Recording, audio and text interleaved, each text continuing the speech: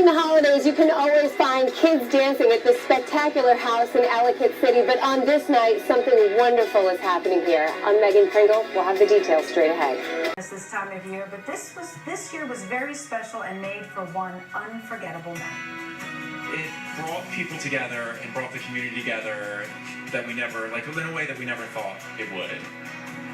The Christmas gift he gave one family next. This next story sums up what Christmas is about for many people. It all started with a Howard County man who saw a report on our station about a young boy with terminal cancer. He wanted to do something special for the family, and he did.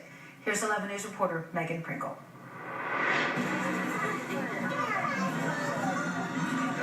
Around the holidays, this house in Ellicott City is a must-see. We have 37,000 lights. They're almost all 100% LEDs. It's a spectacular display. We have over 2 miles of extension cords. And it's all synced to music. And that's the most fun, is when you see kids just dancing in the driveway. Brian Bartlett is the man behind the holiday music. For 3 years, crowds have been showing up in front of his house to see what he's created, and he loves it. It brought people together and brought the community together that we never, in a way that we never thought it would. We get to meet hundreds of new people that we never would have met otherwise. The people he's meeting tonight are different than the strangers that usually show up.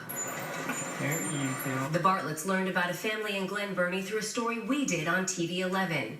We introduced you to Rem Lomat, an 8-year-old with terminal brain cancer. The Lomat family showed us their special haven, a hobbit house in their backyard, built by volunteers from the Make-A-Wish Foundation. So when Brian, a father of 2 with a son about Rem's age, heard the story, he got everyone he knew, including the fire department. Firefighters from the Ellicott City Fire Department gave Rem's family a ride they will never forget. What do you think, Graham? Should we make a little noise? And when they got back to the Bartlett's house, there was a crowd waiting. This time not to see the lights, but to see Rem and cheer him on. 5, 4, 3. From there, the Lomat family counted down 2, 1. and turned on the lights.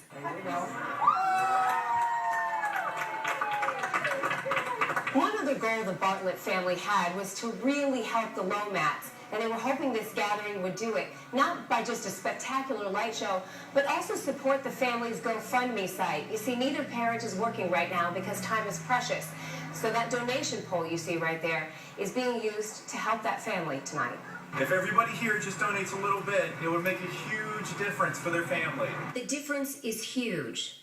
The true giving comes from people just showing up and cheering Rem on. Thank you for everybody, for people who arranged this and keep on supporting us all along, and we thank them so much. Thank you.